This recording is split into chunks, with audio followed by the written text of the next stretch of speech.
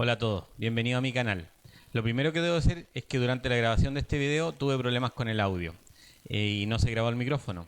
Entonces tuve que grabar nuevamente y en diferido las preguntas. El día de hoy tendré una conversación con Leonardo Magaláes, especialista en opinión pública, Big Data y previsión electoral. Él es coordinador de proyectos para Iberoamérica de la empresa Atlas Intel y es doctorando en comunicación política en la Pontificia Universidad Católica de Río de Janeiro. En este momento él está en tránsito, o en el momento de la entrevista o de la conversación, él estaba en tránsito en el aeropuerto de la Ciudad de México. Entonces, la entrevista va a estar en este lugar público.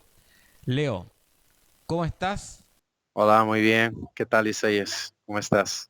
Ok, mira, actualmente estoy en Ciudad de México, estoy en el aeropuerto de Ciudad de México Internacional.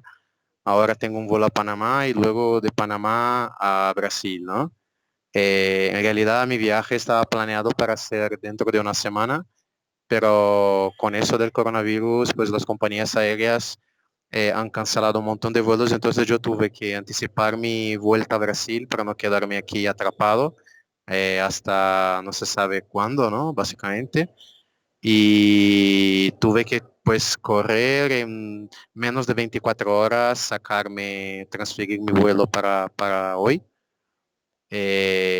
para poder estar ahí en Río, ¿no? Con mi esposa, con mi familia, y porque no hay ninguna garantía de que la pandemia se termine dentro de un mes, aunque la compañía aérea dijo que era solamente hasta el 20 de abril que estaban suspendidos los vuelos, pero a muchas otras compañías aéreas están haciendo lo mismo y Panamá está cerrando también porque Panamá es como un hub de conexión muy importante, ¿no? Acá en la región y no se sabe, o sea, básicamente no se tiene previsión, ¿no? La tendencia es que vaya empeorando y se vayan cerrando más fronteras y que las compañías aéreas vayan cancelando más vuelos o simplemente pues no teniendo ninguna actividad o bajísima actividad.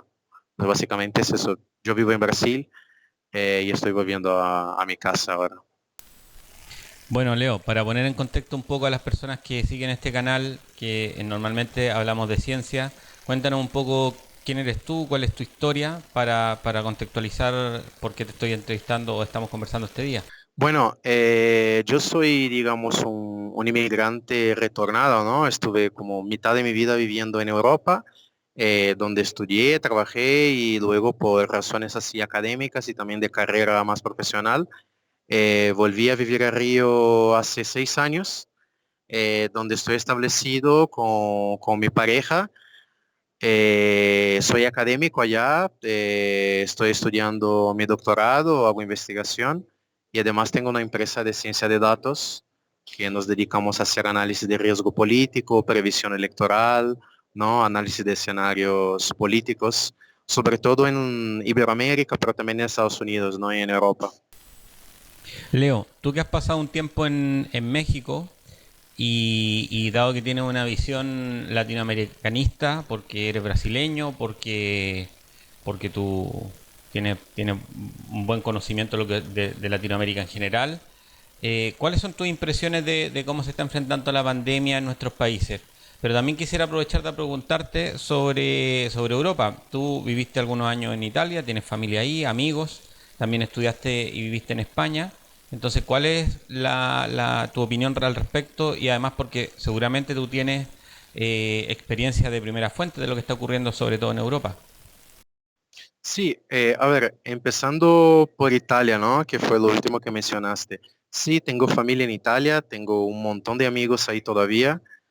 Y la verdad es que allá la situación está muy crítica. Yo me acuerdo que los italianos como que subestimaron mucho la situación, siguieron saliendo y la epidemia se hizo muy fuerte, ¿no? Se contagió, muchas personas se contagiaron entre ellas de una manera muy rápida, justamente por esta poca cura que tuvieron de las recomendaciones de la Organización Mundial de Salud. Ahora la situación está muy crítica, de hecho, pues están muriendo muchas personas, hay días en los que mueren como 800 personas en un mismo día, y ni siquiera tienen capacidad para enterrarlas, porque son tantas en un mismo lugar que ni siquiera pueden enterrar pues sus muertos, ¿no? Las familias. Y entonces están en plena crisis, las personas están como muy estresadas porque están como encerradas en su casa. Todavía hay un par de personas que eh, por ahí no lo ves, no te enteras, incluso amigos míos, que están todavía como que subestimando un poco el tema y entonces salen a hacer deporte, y veo que hay como un mecanismo de control social muy fuerte que la gente en las redes sociales los regaña, ¿no? Y eso está muy bien. De hecho, es un tema que quería tratar también, que creo que por primera vez después de décadas se generó una sensación del nosotros que es muy amplia, ¿no? Antiguamente teníamos la categoría sociológica, ¿no? De las masas, ¿no? Y eso se fue como disminuyendo a lo largo del tiempo por sobre todo segmentos poblacionales, ¿no? Y entonces como grupos que tenían como una identidad propia y se reconocían solamente ellos como nosotros. Sin embargo, ahora, sobre todo en países donde políticamente hubo mucha polarización, como en Brasil, hay un sentido de nosotros que yo la verdad no me esperaba, ¿no? Porque la polarización política lo que hace es que estamos nosotros y ellos, ¿no? Sin embargo, ahora hay un sentido muy fuerte del nosotros, mucho más amplio, que va mucho más allá de las preferencias políticas de cada uno. En España, sí, como tengo compañeros de trabajo allá, que colaboran con mi empresa en política, ¿no? En Podemos, en el Partido Unidas Podemos, y no son españoles, están como viviendo esa cuarentena de forma así también muy estresante, pues les gustaría salir de España, pero no pueden. Al final se quedaron ahí como también medio atrapados. Quieren pues una solución. Ahí también la situación está bastante complicada en ese sentido. Varias personas también, personas conocidas, ¿no? En política, se contaminaron. Y la verdad es que si por un lado, como decía, te genera esa sensación de nosotros muy amplia, por otro lado también te genera pues un cierto aislamiento y una desconfianza hacia cualquier persona que esté a tu lado porque tienes miedo que te contagien, ¿no? En México, pese a lo que se está diciendo en la prensa internacional de que el país está subestimando la situación, en realidad, desde el punto de vista político y de gestión del Estado, México es un país que recientemente ha sido recibido pues cumplidos de la Organización Mundial de la Salud porque está llevando a cabo un protocolo muy bueno de contención. Lo que pasa es que el presidente Andrés Manuel López Obrador pues hizo unas declaraciones recientes de que lo que lo iba a proteger de la epidemia eran como unos amuletos, ¿no? Como el trébol y otros amuletos. Y eso como que chocó y creo que dio la equivocada impresión de que el país no se está cuidando, ¿no? Lo que pasa es que el aislamiento, ¿no? Según los protocolos internacionales, tiene que ocurrir en una fase específica de la epidemia, no al principio necesariamente. Hay una fase específica en la que... Y entonces México no entró todavía en esa fase y entonces no hace falta que hayan cuarentenas así masivas como está ocurriendo en Italia, ¿no?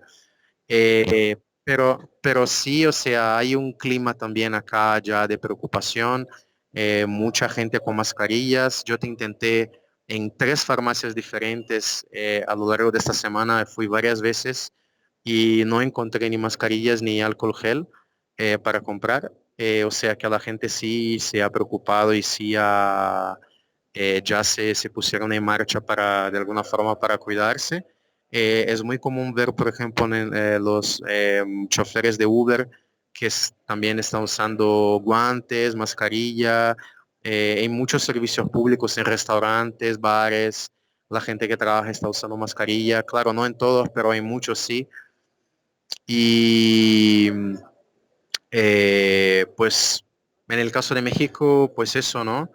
Sí, en realidad, pues eso, yo quería desmentir, ¿no? Esta falsa sensación de que el país no está siguiendo, está subestimando, ¿no? Es que todavía no hace falta hacer. Qué bueno que todavía pueda regresar a Brasil desde México, porque por lo menos acá en el resto, en la gran parte de los países de Sudamérica, las fronteras están cerradas. Por ejemplo, en Perú, Argentina, que son países límites con Chile, ya es, las fronteras están cerradas. Chile incluso también las tiene cerradas. Mira, cuéntame un poco de qué opinas tú de lo que ocurrió en Guayaquil, la alcaldesa que bloqueó o que mandó a bloquear la pista de aterrizaje del avión. ¿Qué opinas al respecto? ¿Crees que este tipo de cosas paranoicas pueden seguir pasando en otros lugares de Latinoamérica? Sí, de hecho, este caso de la alcaldesa de Guayaquil, que se llama Cintia Viteri, pues es una alcaldesa recién emposada, ¿no?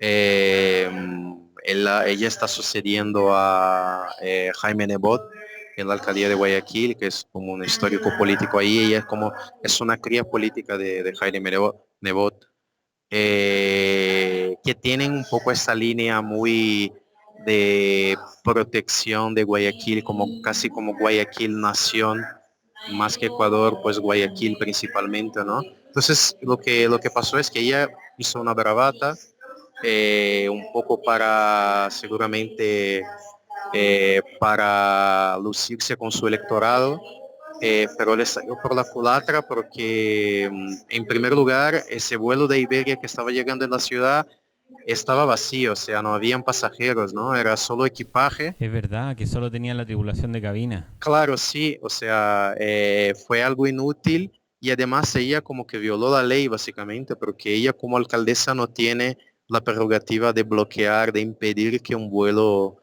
baje en el aeropuerto, ¿no? Que es el aeropuerto pues es de competencia nacional y no de la alcaldía de Guayaquil. De hecho, eso le ha generado algunos problemas. Ella salió en un video diciendo que tenía coronavirus y entonces como que la dejaron un poco en paz, pero ella va a tener que enfrentarse tarde o temprano a la ley por eso, ¿no? Bueno, Leo, pasemos a Brasil. Tú que eres brasileño. ¿Cómo se está viviendo esta situación en Brasil? Nosotros en particular, desde fuera de Brasil, lo que vemos es un presidente bastante particular en la forma de enfrentar esto, de una forma muy similar a la de Trump en Estados Unidos, prácticamente no creyendo en lo que está pasando a nivel mundial. ¿Qué opinas tú al respecto o cuál es tu visión desde tu perspectiva? Sí, en Brasil está pasando algo muy raro porque en realidad el ministro de Salud, que es un médico de carrera, sí está como teniendo, o sea, tomando las medidas necesarias, ¿no? Y eso desde el principio. Lo que pasa es que el presidente de la República lo está como desautorizando y hay como una no convergencia de discursos entre los dos. Pero el Ministerio de Salud sí ha tomado algunas medidas. Lo que pasa es que el ministerio solo no puede hacer mucho, y por razones políticas también el propio ministro, después de algunos choques con el presidente, salió como relativizando algunas cosas, ¿no?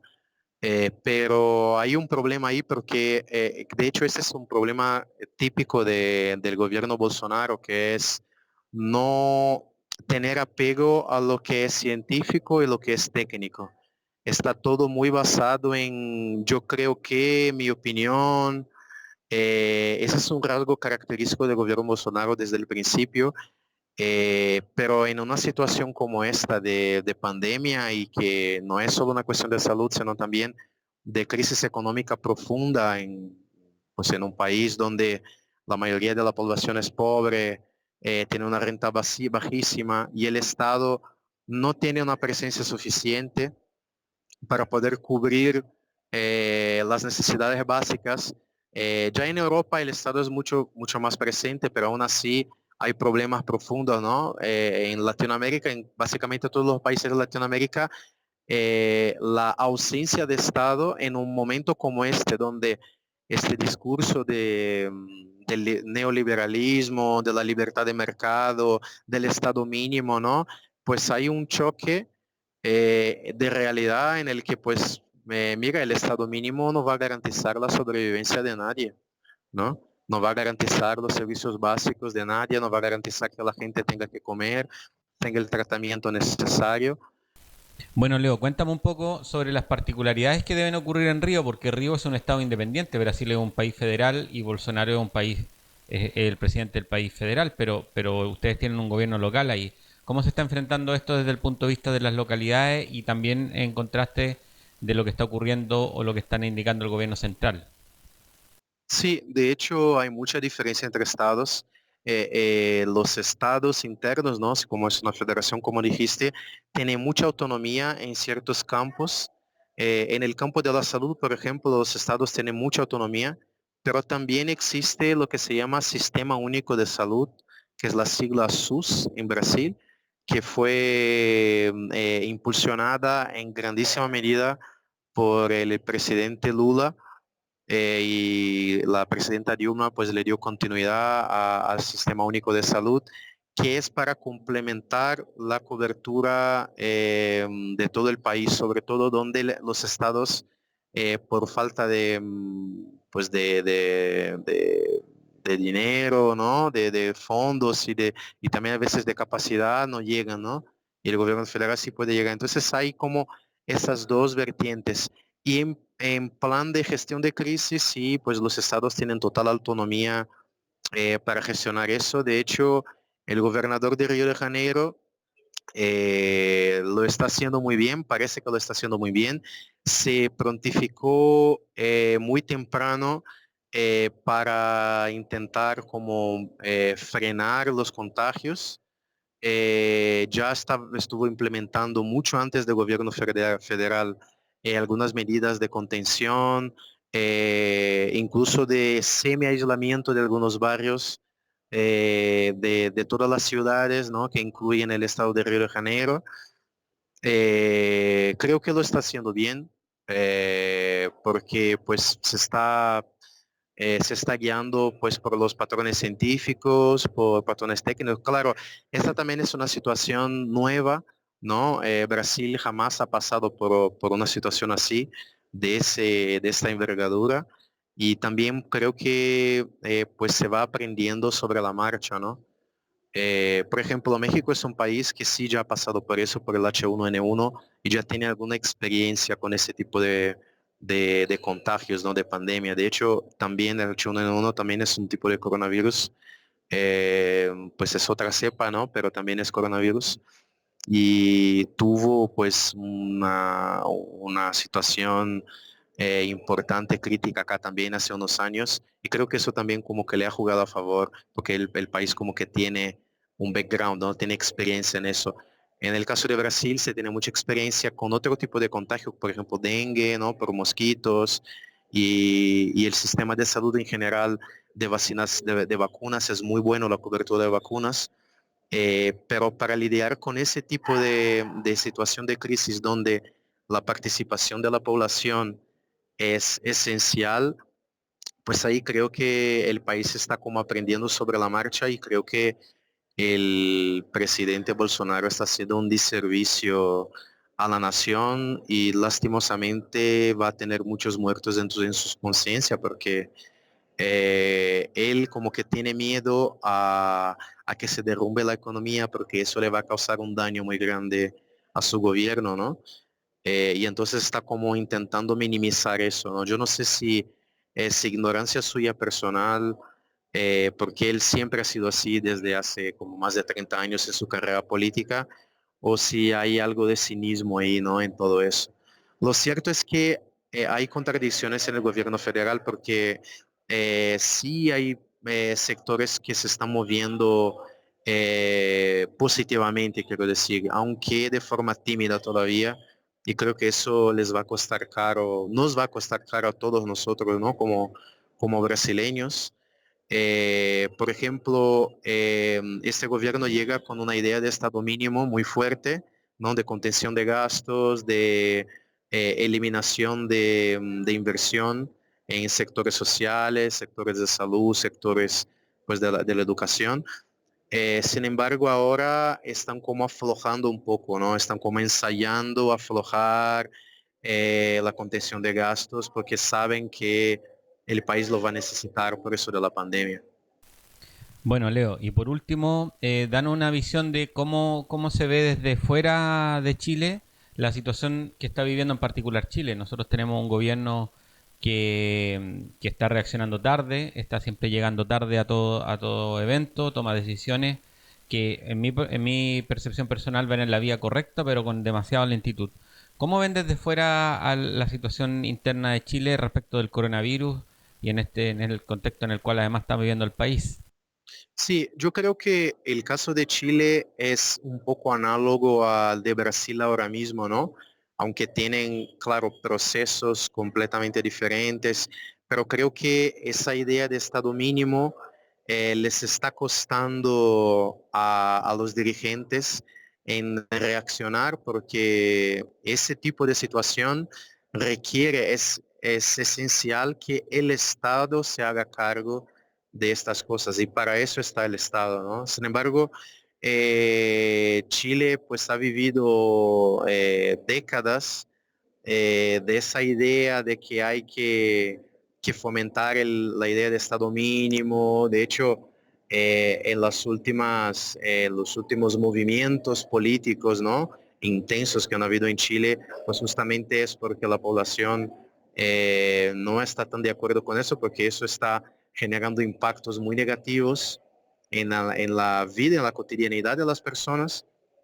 Y creo que el grande problema es cómo superar ese paradigma de que el Estado no tiene que intervenir y que no tiene que tomar decisiones y que no tiene que ser de alguna forma autoritario, incluso en plan económico, para poder gestionar este tipo de crisis. Yo creo que es más un problema de cultura política.